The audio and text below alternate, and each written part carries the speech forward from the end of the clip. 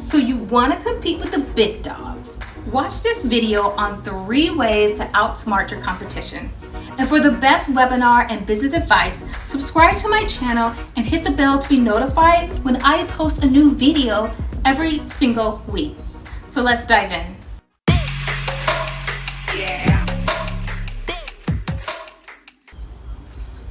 Here's a question I received from Amy. It reads, "Hi April, I am a new coach and can't wait until I'm ready for webinars. In the meantime, I feel so small. There's so many people I want to help, but I feel like the world's best kept online dog training secrets. How can I compete with brands like," okay, and then she names a couple of brands, but I won't mention them on this video. So Amy, I got you covered. I shared these exact same ideas on Instagram and people love them. I'm also done these exact strategies myself and still do. Now, how to outsmart the competition. Step 1, be the smartest person in the room. Have you ever noticed that the larger their influencer, the shorter their response to questions? Sometimes the influencer doesn't have the time to answer all those questions that they have. So they have their trained team answer them.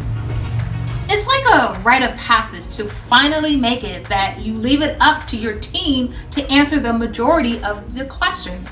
This isn't being rude, it's just that once you get so many followers, it's impractical to respond to several comments per day. So how can you even measure up? One thing I've done is my best to answer questions to people more thoroughly and take my time with it. And who knows, maybe it's because I'm just a rambler, but I like to call it being more thorough. So trust me, your post will get noticed and the person you help will be so grateful. Even the host of the Facebook group or YouTube channel owner or whatever platform you're using may appreciate the help as it improves their community value. And at the end of the day, remember to serve. Okay, idea number 2, answer the question in the first place. When you only have 5 followers, it's easy to answer each and every one. But what about when you have thousands of followers?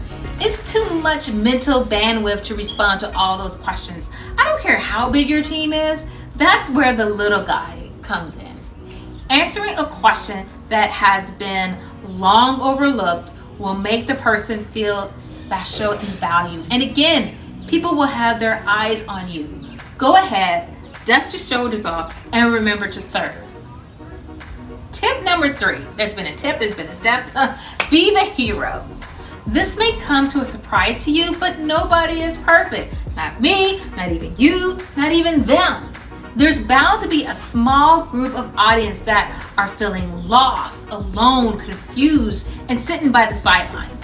Listen to their questions, if they even ask them, and be the hero to their problem. In other words, niche down. Find your 100 perfect people and serve them well. Then they will sing you praises and tell the world. Corny, not corny. Remember to always serve. All right, bonus tip. At the end of the day, it's not like you're Walmart versus Target or whoever competes with Walmart. You are a person. So there's really no competition because you are you. And nobody can top that. Fantastic. So you just learned quickly 3 ways to outsmart your competition. If you would like more one-on-one help with your business, getting started with webinars, or automating different areas in your business to get more ahead in your business, I have slots open and now accepting people to work with me for the day on a day of Voxer. So you might ask, what the heck is a day of Voxer? All right, well, I tell you what it's not. It's not monthly coaching calls. Monthly one-on-one coaching can drag out and the results are not immediate. This can lead to distraction by the next best thing or losing focus altogether. It's not a self-study course. Typically, you are on your own, and if you're not careful, You could have the blind leading the blind type of situation with self-study courses, especially if your business needs more of a specific touch. And it's not like a power hour call. Usually after the hour is when the really good follow-up questions come up. And now that you've had time to implement the instructions given in the call, but now you're on your own again.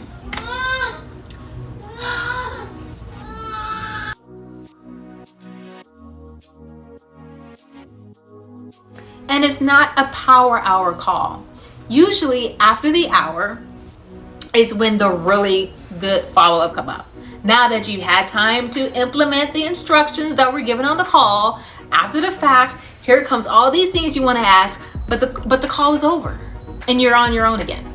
So if you're feeling uncertainty about your webinar marketing, I want you to go from being unfocused to completely clear with a plan of action. And you're going to have access to a visionary expert who understands where you're at in your struggles and can show you how to overcome them. We're going to dive in, we're going to do a deep dive into your webinar marketing troubles for the day.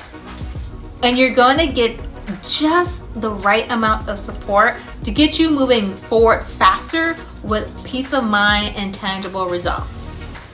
You can check out the details in the description below. Called Day of Boxer in Coaching. I've also written a comprehensive webinar workbook with actionable steps that will help you create and host your webinar in the next 30 days.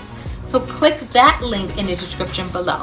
And if, and only if, you want more tips like this, then subscribe to my YouTube channel, like this video, and hit the bell to be notified when I post a new video each week.